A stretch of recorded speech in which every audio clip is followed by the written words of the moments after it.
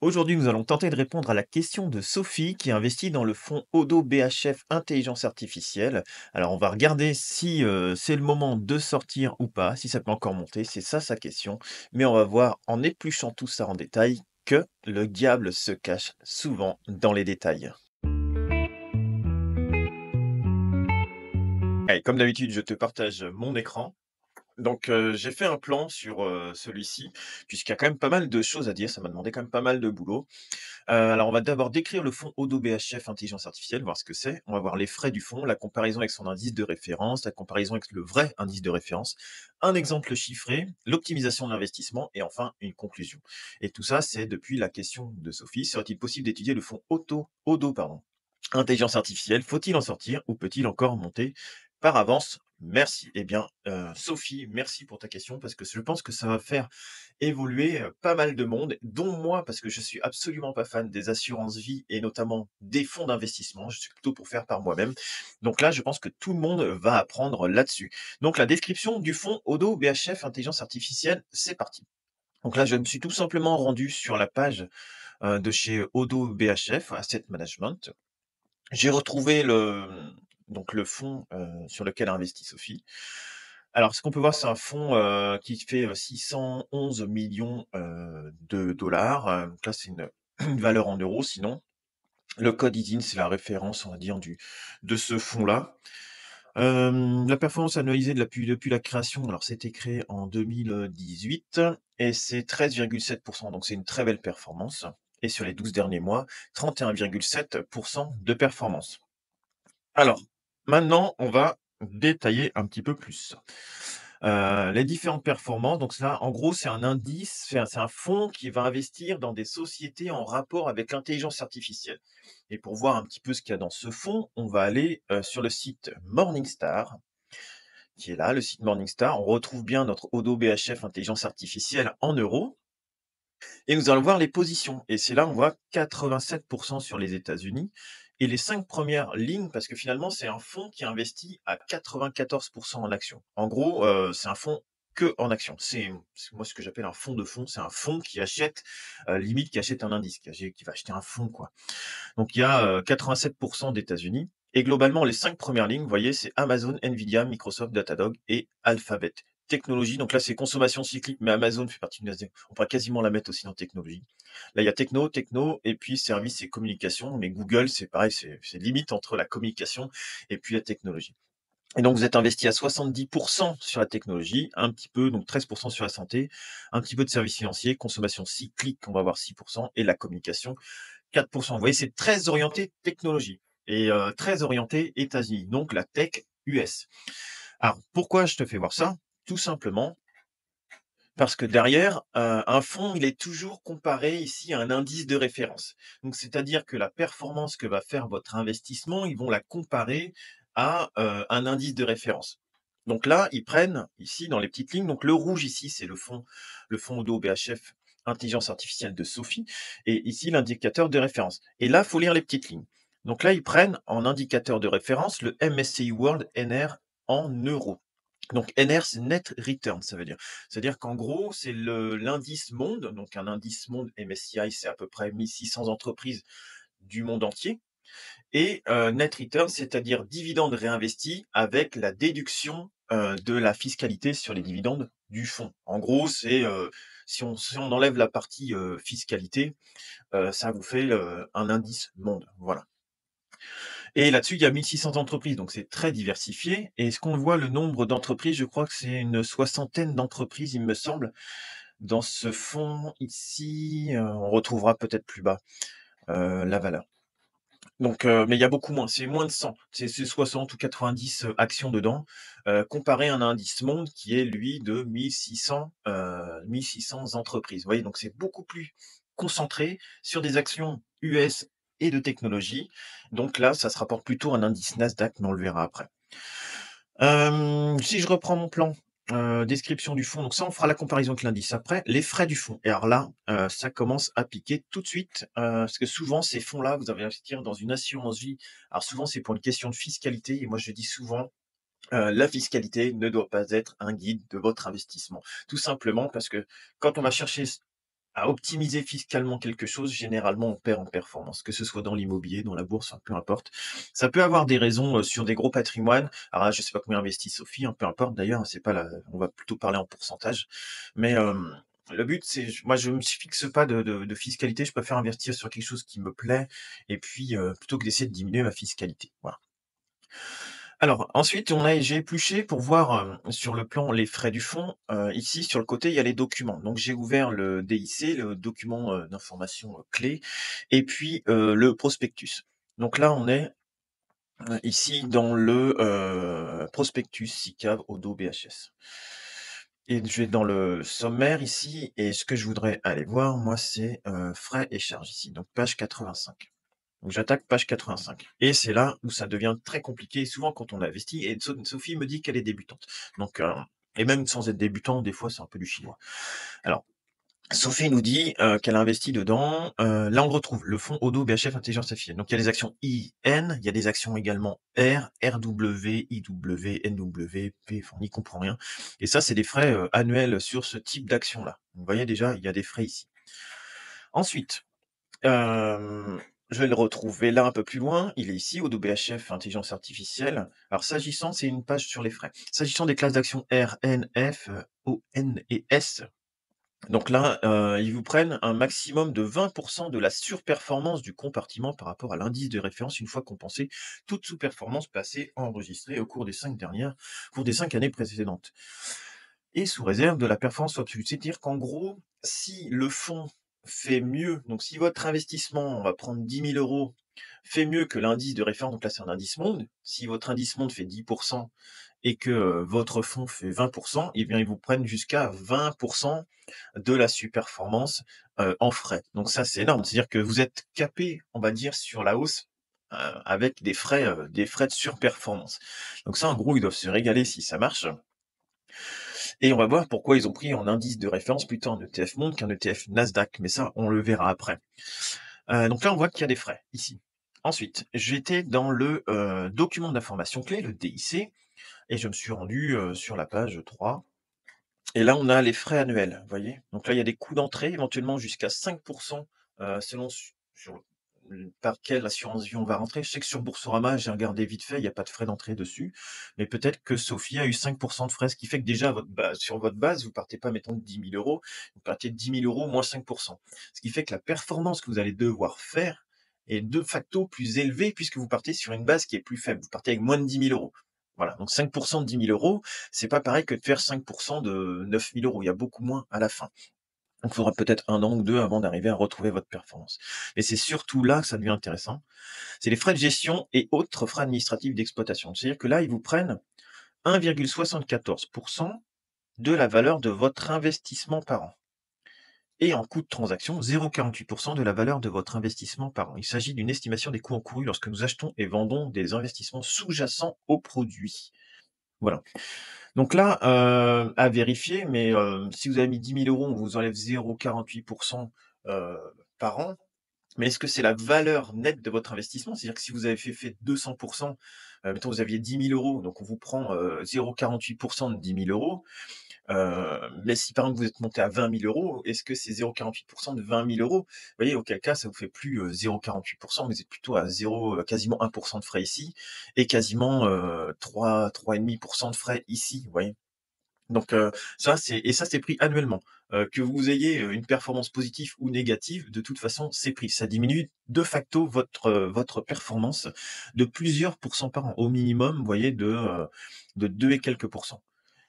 Par rapport à un indice de référence. C'est-à-dire que si vous achetiez juste l'indice de référence dans une autre enveloppe fiscale, eh bien, il y aurait de toute façon 2% par an. Mais sur 10 ans, ça peut faire plus de 20-30% de différence de performance et ça, on le verra juste après. Et puis, les commissions, liées aux résultats, voilà, les commissions de surperformance, si ça fait mieux que le MSCI World Net Return USD capitalisé. Donc c'est-à-dire dividende réinvesti. Voilà, donc déjà, on a une première étape. Les frais du fonds, on voit que c'est quasiment on va taper entre, 2,5 et 3 par an à peu près, hein. À peu près 2,5 et 3. Donc là, déjà, c'est énorme. Alors maintenant, comparaison avec l'indice de référence. Donc eux, ils ont pris en indice de référence, on a dit le MSCI World. Et là, on voit, qu'on est beaucoup plus exposé à la technologie américaine qui a beaucoup mieux performé finalement qu'un ETF monde. Mais on a eu des performances moindres. Vous voyez là ici, si je prends 2020, en rouge, c'est le fonds, intelligence artificielle et en noir, vert, c'est, l'indice de référence, donc le MSCI World. Donc là ici, vous faites en 2020 12,37 alors que le l'ETF monde fait 15,9. Donc là, il y a déjà un gros delta de frais. Ensuite ici, bah, vous êtes battu de 10 points d'indice par rapport à l'ETF monde. Ici, on peut voir que vous faites -27 et le TF Monde fait -13. Là, par contre, après 2023, plus 40%, alors que le TF Monde fait 20. Sur 2024, pour le moment, on est à peu près sur les mêmes performances.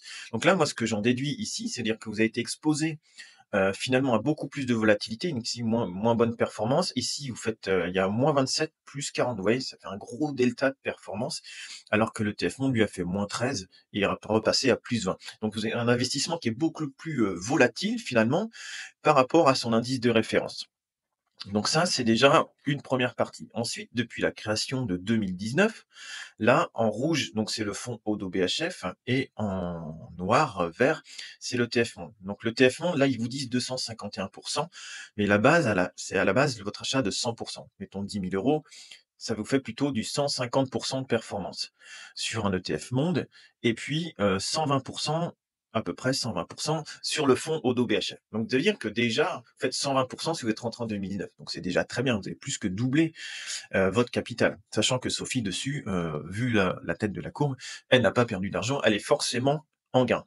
Alors maintenant, moi, ce qui me chagrine, c'est qu'on a comparé ça à un ETF monde qui est beaucoup plus diversifié par rapport à un ETF, par rapport à un ETF Nasdaq.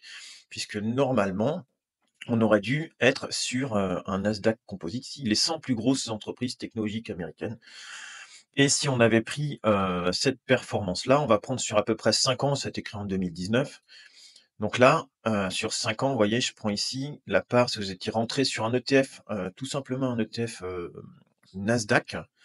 Alors il y en a dans un PEA, c'est à peu près 0,3% de frais annuels. Vous seriez passé d'un prix de part de 433 euros à quasiment 1200, soit une performance sur 5 ans de 173%. Vous voyez, donc d'un côté, vous avez pris beaucoup de volatilité sur le fond, vous avez pris beaucoup de frais pour finalement vous retrouver avec un ETF monde qui fait, lui, donner un. Si je prends sur 5 ans, hop, on va faire à peu près la même base que j'ai sur l'autre. Sur 5 ans, donc l'ETF monde fait 109% à peu près, et puis là, vous faites 78% sur le fond. Ce qui veut dire que là, il y a 109% et nous, on a vu sur notre ETF Nasdaq 172%. Donc vous voyez, il y a déjà une différence par rapport à un ETF monde de pas loin de 70%. Et puis, par rapport à votre investissement, sur le fonds, vous êtes de passer de 78 à quasiment, 172. Il y a quasiment 100% de différence de performance, hein. C'est énorme, 100% de différence de performance. Et tout ça, c'est bouffé par les frais, tout ce que vous avez, qui mettent dans votre fonds. Voilà. Donc comparaison avec l'indice de référence, on a vu, donc ça fait moins bien qu'un indice monde qui est plus diversifié avec 1600 entreprises. Là, vous avez que 100 entreprises axées technologie, donc beaucoup plus de volatilité, mais également une performance moindre due aux frais, du fonds.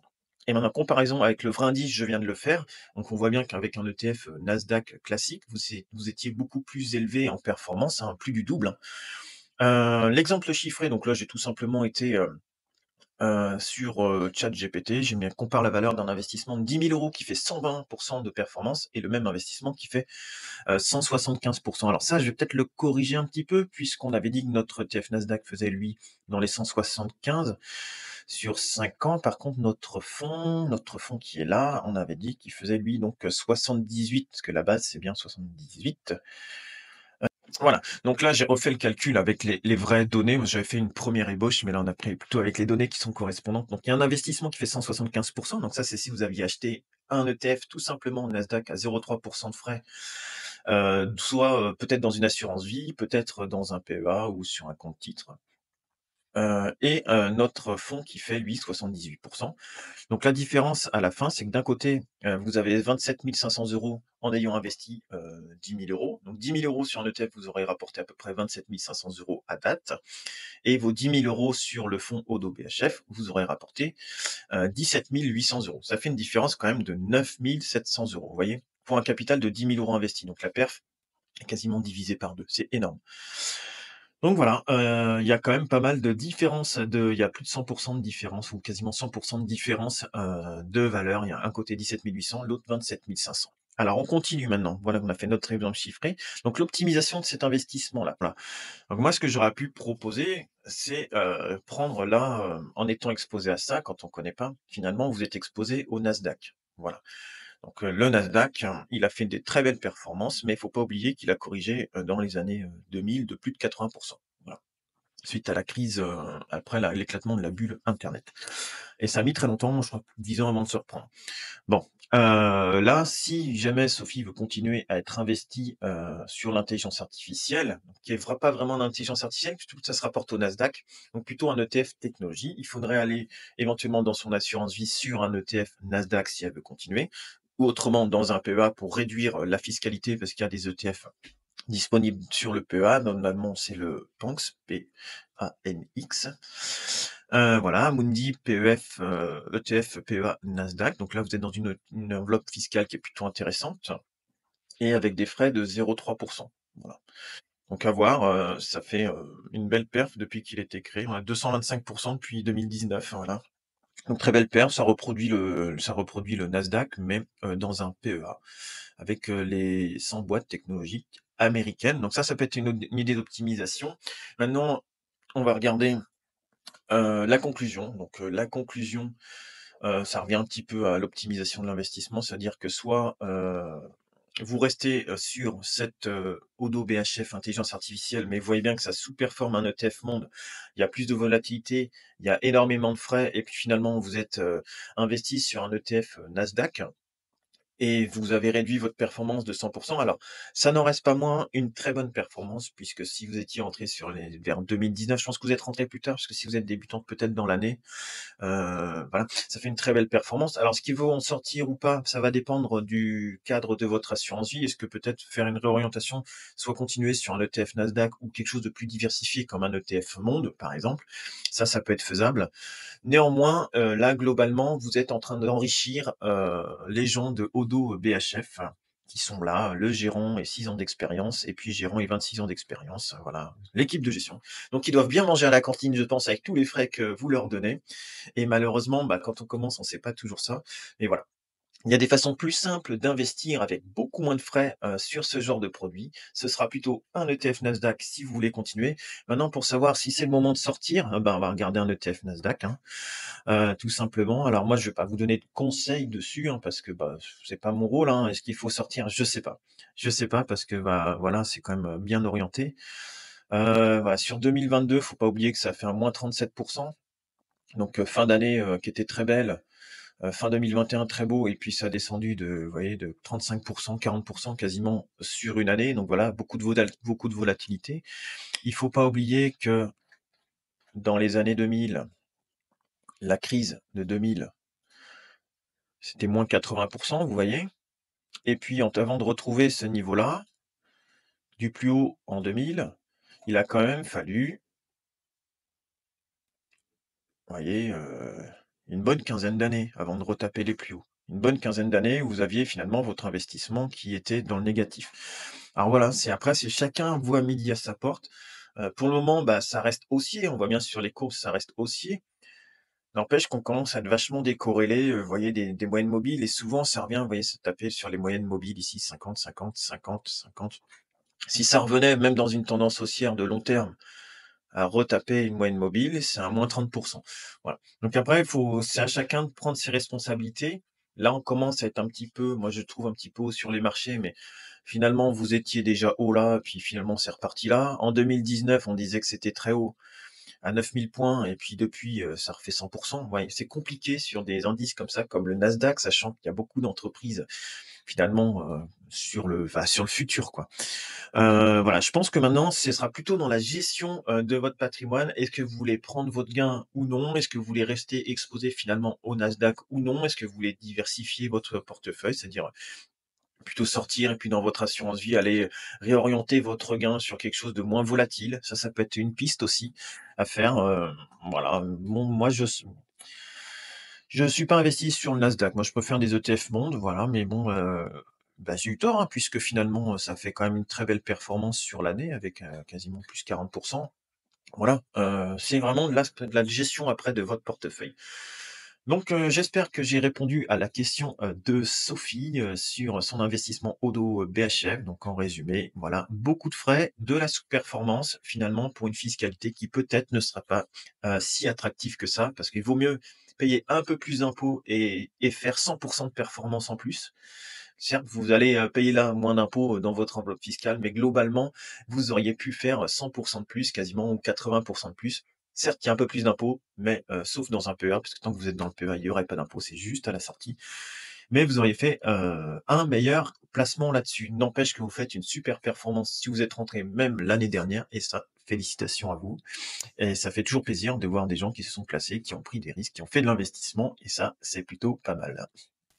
Alors l'exemple donné par Sophie est finalement à peu près le même exemple sur tout ce que vous pouvez avoir un peu comme type de fonds, dans une assurance vie, à quelques exceptions près.